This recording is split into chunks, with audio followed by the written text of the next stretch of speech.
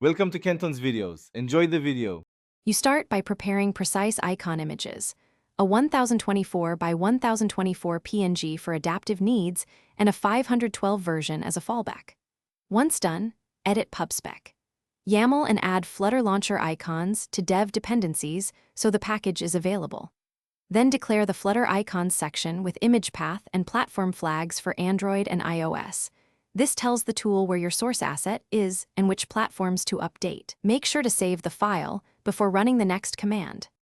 Now run FlutterPub get to fetch packages, and then execute FlutterPub run Flutter Launcher icons to generate platform-ready icons. Once the tool finishes, inspect Android's app/src/main/res folders for mipmap***ike launcher files and adaptive icon XMLS. These control foreground and background layers. For iOS, open runner/assets.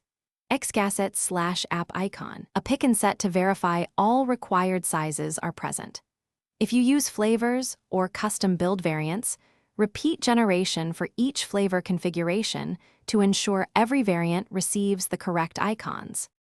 To finalize, run Flutter Clean to remove stale artifacts, and then rebuild the app with Flutter Run or a release build so the new icons embed correctly.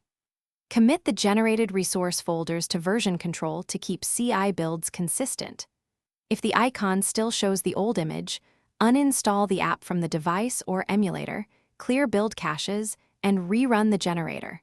Sometimes launcher caches persist. As a key troubleshooting tip, verify adaptive icon XML references, correct foreground/background PNGs, and regenerate if names mismatch.